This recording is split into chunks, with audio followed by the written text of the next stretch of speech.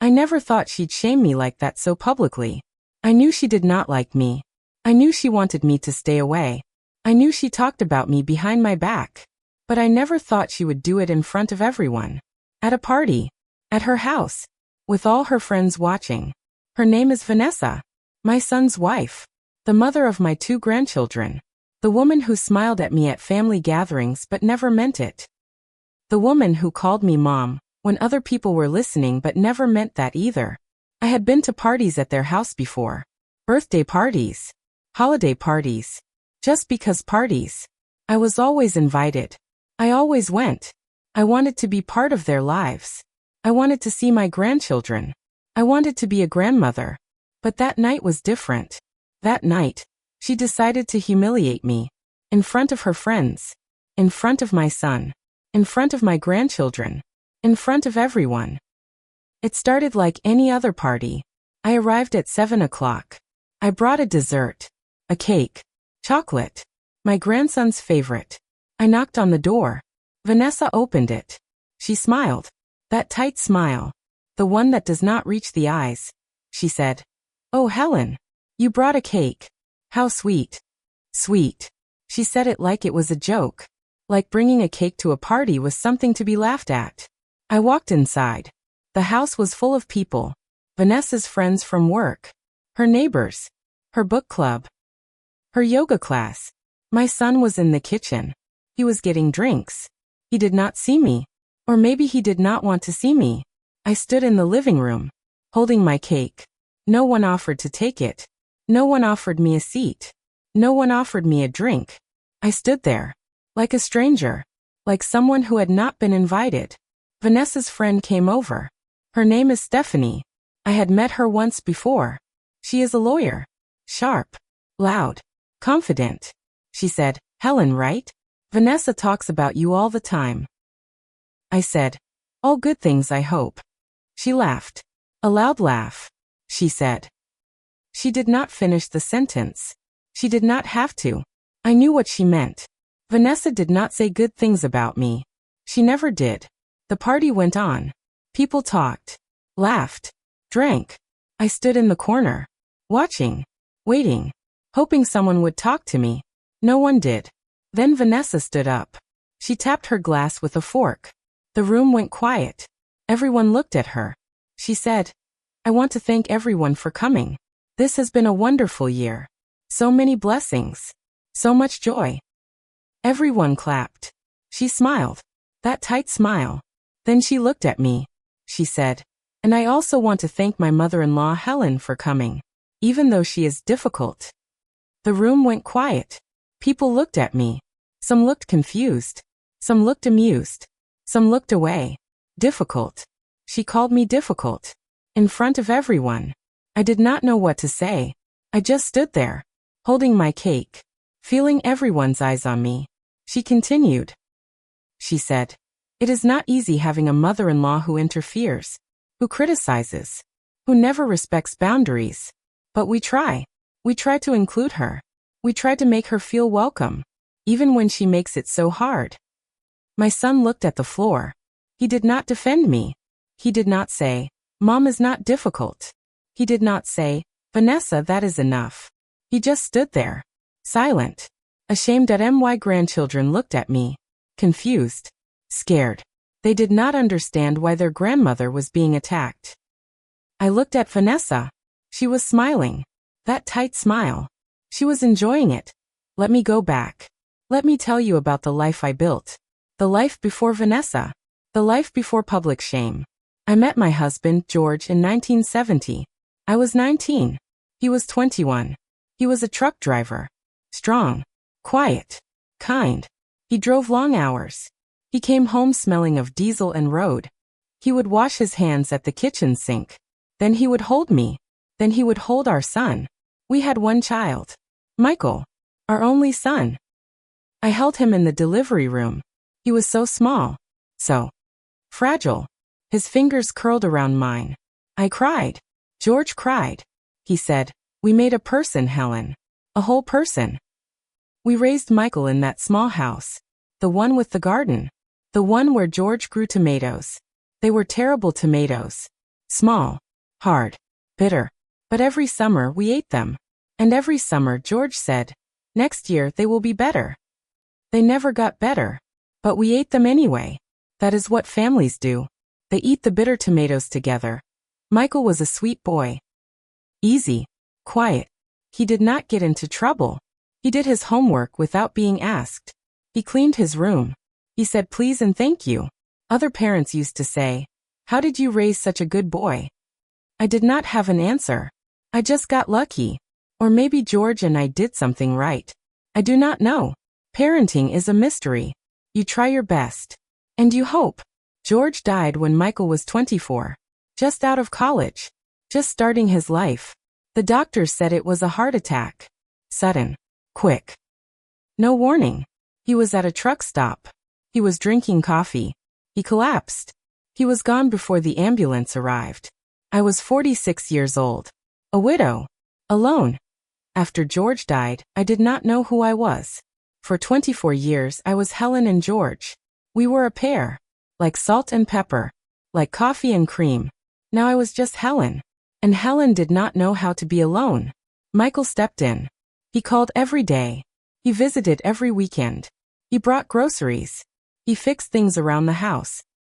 The faucet that dripped. The step that creaked. The light in the hallway that had been broken for 6 months. He fixed everything. Except the hole in my heart. Then he met Vanessa. Vanessa worked at a law firm. She was a paralegal. She was younger than him. 26. Michael was 28. She was sharp. Ambitious. Beautiful. She wore expensive suits and spoke like she was arguing a case. She reminded me of a prosecutor. Polished. Professional. Cold. I met her for the first time at a restaurant. Michael wanted me to meet her somewhere neutral. He was nervous. I could tell. He kept checking his phone. He kept looking at the door. Vanessa arrived on time. She walked in like she owned the place. She sat down. She said, "You must be Helen. Michael talks about you all the time." I said, "All good things, I hope." She smiled. But her smile did not reach her eyes. It was a smile she had practiced. A smile she used in court. A smile that said, "I am being polite, but do not mistake this for warmth." She ordered a salad. No dressing. A glass of white wine. She ate the salad like she was building a case. She talked about her career. Her cases. Her victories. She did not ask me one question about myself. Not one. Not, "What do you do?" Not, "What do you like?" Not, "How are you doing after losing your husband?" After she left, Michael said, "So? What do you think?" I said, "She is very professional." He said, "That is a good thing, Mom. She knows what she wants." I said, "Does she want a family? Does she want children?" He said, "Eventually. When she is ready." I did not say what I was thinking.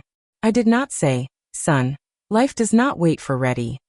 I did not say, "Love is not a courtroom." I did not say, "I have a bad feeling about this." I said, "If she makes you happy, I am happy for you." He smiled. He looked relieved. He said, "Thanks, Mom. That means everything." They got married a year later. Big wedding. Expensive. Vanessa wanted everything perfect. The venue. The flowers. The cake. The band. The invitations. The favors. Everything had to be just so. Michael paid for most of it. He took out a loan. A loan. For a wedding. I wanted to say something. But I did not. It was not my place. I was just the mother of the groom. I was just the widow. I was just the old woman. I offered to help. I had some savings. Not much. But enough to cover the flowers or the catering. Vanessa said, "No thank you, Helen. We want to do this ourselves. Our way." She called me Helen. Not Mom. Not even Mrs. Davis. Helen. Like I was a co-worker. Like I was someone she had just met. At the wedding, I sat in the back row. The family row. Third row. Not first. Not second. Third. Vanessa's parents sat in the front. Her sister sat in the second row. I sat in the third row. Behind the aunt I had never met. I watched my son marry a woman I did not trust. I watched him put a ring on her finger. I watched him kiss her. I watched him smile. And I smiled too. I clapped. I cheered. I wiped away a tear. I did everything a mother is supposed to do. But inside I was breaking. After the wedding, things changed. Slowly. Like a tide coming in. You do not notice at first. Then you look down and the water is at your knees. Michael used to call me every day. After Vanessa, he called twice a week. Then once a week. Then once every 2 weeks. He said he was busy. He said work was crazy. He said Vanessa needed him. I understood. I did not complain. I did not want to be a burden. We used to have Sunday dinners at my house. Every week. After church. After lunch. It was our tradition. After the wedding, Vanessa started making excuses. Michael would call and say Vanessa is tired. Vanessa has a headache. Vanessa has to work tomorrow. Then Michael stopped calling. I would call him. He would answer sometimes. Short conversations. 2 minutes. 3 minutes. He would say, "Everything is fine, Mom. Just busy." Then he would say he had to go. Then he would hang up. I started counting the days between calls. 7 days. 14 days. 21 days. 30 days. I would mark them on the calendar on my refrigerator. A small X for every day he did not call. The calendar filled with X's. I tried calling Vanessa. Once. Twice.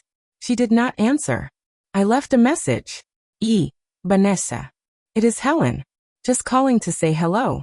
Hope you are both doing well. Love you. She did not call back. I tried sending cards. Birthday cards.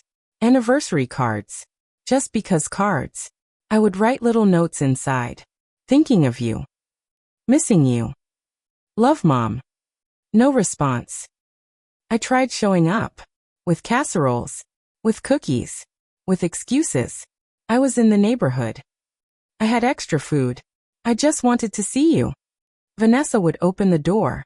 She would stand in the doorway. She would not invite me in. She would take the casserole. She would say, "Thank you, Helen." Then she would close the door. I would stand on the porch, holding my empty hands, staring at the closed door. Then I would walk back to my car, drive home, to my empty house, to my rocking chair, to my silence. The party. The night she shamed me. The night I never thought would come. It was a Saturday. Vanessa was hosting a party to celebrate her promotion. She had become a senior paralegal. She was proud. She wanted everyone to know. I was invited. I should have said no. I should have stayed home. But I wanted to see my grandchildren. I wanted to see my son. I wanted to be part of the celebration. I arrived at 7 o'clock. I brought a cake. Chocolate. My grandson's favorite. I had spent all morning baking it. I wanted it to be perfect. Vanessa opened the door. She looked at the cake. She smiled. That tight smile. She said, "Oh, Helen. You brought a cake. How sweet." Sweet. She said it like it was a joke. Like bringing a cake to a party was something to be laughed at. I walked inside. The house was full of people. Vanessa's friends from work. Her neighbors. Her book club. Her yoga class. People I had never met. People who did not know me. People who would only know what Vanessa told them. Michael was in the kitchen. He was getting drinks. He did not see me. Or maybe he did not want to see me. I stood in the living room, holding my cake. No one offered to take it. No one offered me a seat. No one offered me a drink. I stood there, like a stranger, like someone who had not been invited. Vanessa's friend Stephanie came over. She is a lawyer. Sharp. Loud. Confident. She said, "Helen, right? Vanessa talks about you all the time." I said, "All good things, I hope." She laughed. A loud laugh. She said, "Well." She did not finish the sentence. She did not have to. I knew what she meant. Vanessa did not say good things about me. She never did. I asked, "What does she say?" Stephanie looked uncomfortable. She said, "You know, just family stuff. It is not my place." She walked away. I stood there, holding my cake, wondering what Vanessa had been saying, wondering why she hated me so much. The party went on. People talked, laughed, drank. I stood in the corner, holding my cake. Watching. Waiting. Hoping someone would talk to me. No one did. Then Vanessa stood up. She tapped her glass with a fork. The room went quiet. Everyone looked at her. She said, "I want to thank everyone for coming. This has been a wonderful year. So many blessings. So much joy." Everyone clapped. She smiled. That tight smile. Then she looked at me. She said, "And I also want to thank my mother-in-law Helen for coming, even though she is difficult." The room went quiet. People looked at me. Some looked confused. Some looked amused. Some looked away. Difficult. She called me difficult. In front of everyone. I did not know what to say. I just stood there, holding my cake, feeling everyone's eyes on me. She continued. She said, "It is not easy having a mother-in-law who interferes, who criticizes, who never respects boundaries. But we try. We try to include her. We try to make her feel welcome, even when she makes it so hard. Interferes. Criticizes. Never respects boundaries. Makes it hard." None of it was true. I had never interfered. I had never criticized. I had always respected their boundaries. I had tried so hard to stay out of the way, to not be a burden, to not be too much. But she made me sound like a monster. In front of everyone. People were whispering. I could hear snippets. Poor Vanessa. She is so patient. I could never deal with a mother-in-law like that. They believed her. They did not know me. They only knew what she told them. I looked at Michael. He was looking at the floor. He did not defend me. He did not say, "Mom is not difficult." He did not say, "Vanessa, that is enough." He just stood there. Silent. Small. Ashamed. I looked at my grandchildren. They were confused. Scared. They did not understand why their grandmother was being attacked. I looked at Vanessa. She was smiling. That tight smile. She was enjoying it that I did not say anything. I could not. My throat was too tight. My heart was too full of shame. I just stood there, holding the cake, feeling everyone's eyes on me. Vanessa smiled. She said, "But we love her anyway, because she is family, and family is everything." She raised her glass. Everyone raised their glasses. They said, "To family." They drank. They did not look at me. They did not include me in the toast. They just drank, and laughed, and went back to their conversations. I stood there, holding the cake. No one came to talk to me. No one asked if I was okay.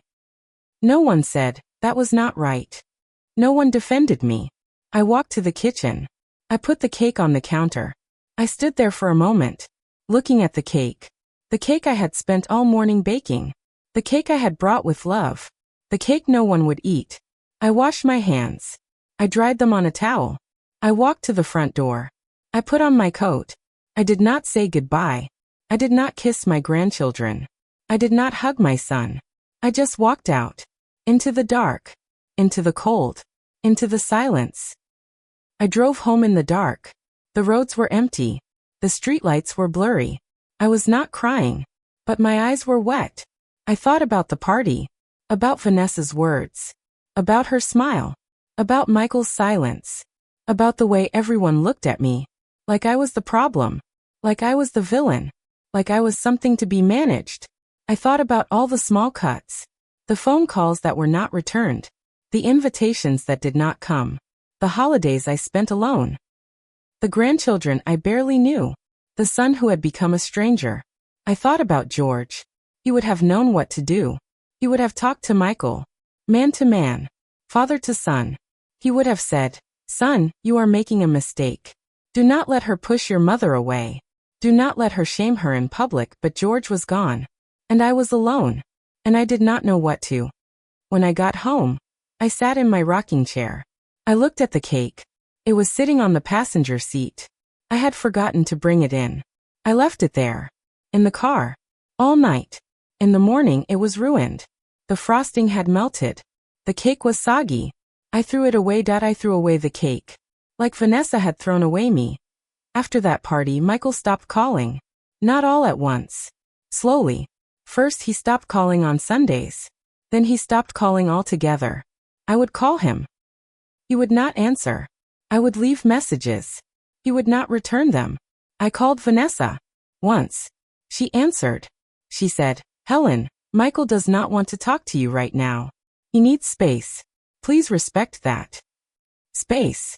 From his mother. From the woman who raised him. From the woman who loved him more than anything in the world. Space. I said, "Okay, Vanessa. I will give you space." I hung up. I put the phone in the drawer. I stopped calling. I stopped hoping. I stopped waiting. The first month was hard. I would wake up and think, maybe today he will call. He did not call. I started going to church. Every morning. Not just Sundays. I would sit in the back pew. I would light a candle. I would pray. I would pray for Michael. For Vanessa. For my grandchildren. For the family I had lost. The priest, Father Thomas, noticed me. He would sit next to me sometimes. He would say, "Helen, you look tired. Is everything okay?" I would say, "Everything is fine, Father. Just tired." He would say, "You know you can talk to me. That is what I am here for."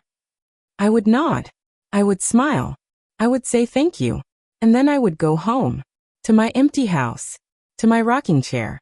To my silence that I joined a support group. For parents of estranged children.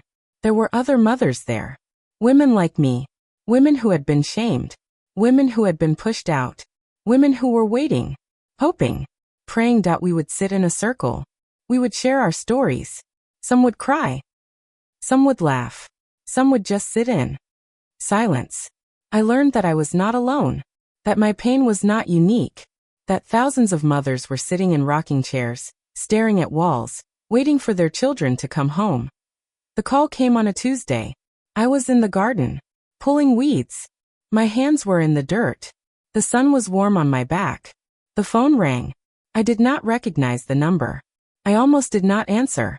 But something told me to pick up. It was the hospital. A nurse said, "Mrs. Davis, your son Michael is here.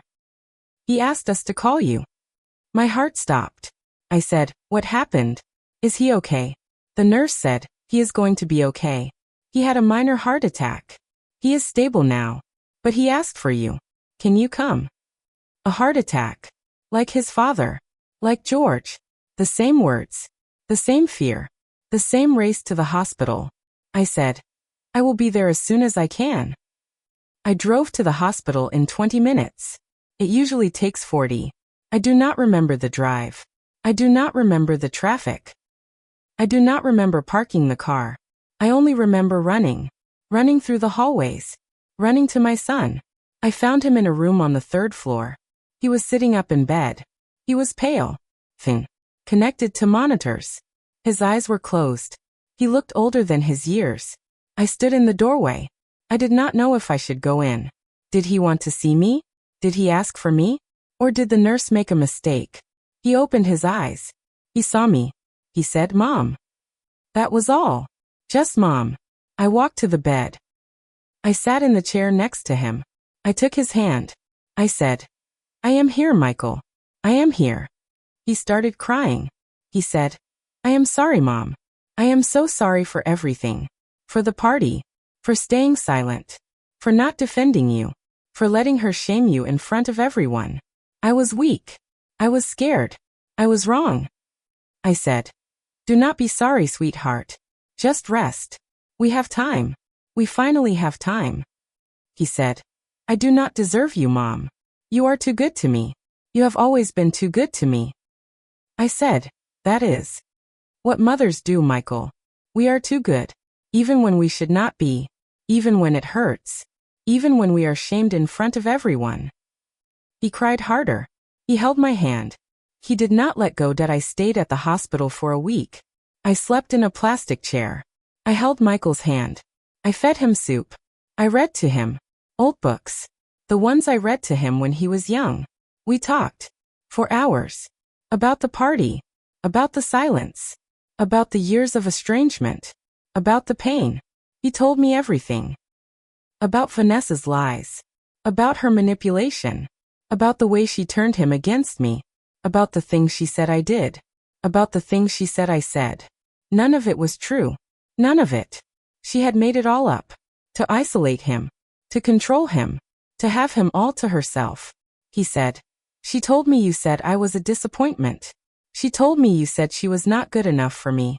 She told me you were trying to break up our marriage." I said, "I never said those things, Michael. I have always been proud of you. I have always accepted Vanessa. I have only ever wanted you to be happy." He said, "I know that now, Mom. I know that now. But I was blind. I believed her because I wanted to believe her, because it was easier than facing the truth." I said, "What is the truth, Michael?" He said, "The truth is that you are the only one who never gave up on me. You stood there while she shamed you. You did not fight back. You did not scream. You did not demand. You just took it. Because you did not want to lose me. And I let her take me anyway," that I said. "You were young, Michael. You were hurting. You were trying to build a life. You made mistakes. We all make mistakes. The important thing is that we learn from them." He said, "I have learned, Mom. I have learned that you are the only one who never stopped loving me. You waited. You hoped. You prayed. You never stopped." I said, "That is what mothers do, sweetheart. We never give up. We never stop loving. We never stop waiting." Michael filed for divorce a month after he got out of the hospital. Vanessa did not fight it. She had already moved on. She had met someone else. A man from her gym. She remarried 6 months after the papers were signed. She moved to another state. She took the children with her. Michael fought for custody. He fought hard. He hired a good lawyer. He went to court. He told the judge about Vanessa's lies. About her manipulation. About her isolation. The judge gave him joint custody. The children would live with Vanessa during the school year. They would stay with Michael every summer and every other holiday. It was not perfect. But it was something. It was a start.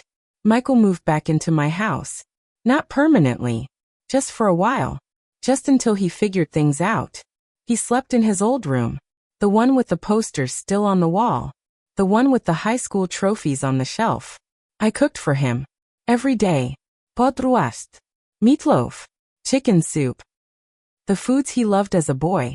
The foods that made him feel safe. He ate everything. 2 servings. 3 servings. He was hungry. Not just for food. For home. We fell back into our old rhythm. Sunday afternoons. Cooking together. Watching old movies. Talking about nothing and everything. He told me about the children. About how much they had grown. About how much they missed me. About how Vanessa had told them I did not want to see them. About how they believed her. I said, "They will understand someday, Michael. Children are smart. They will remember who was there. Who showed up. Who loved them." He said, "I want to bring them here, Mom. I want them to know you. I want them to know the truth." I said, "When you are ready, sweetheart. When they are ready. I will be here. I am not going anywhere." So here I am. 69 years old. Living in my home. The home where I raised my son. The home where I thought I would grow old alone. But I am not alone. My son is here. He is in the kitchen. He is making dinner. He is humming. He is happy. My grandchildren are coming for the summer. They will sleep in their father's old room. They will put their drawings on my refrigerator. Right in the middle. Where everyone can see them. Vanessa is gone. The shame is gone. The silence is gone. The party is just a memory.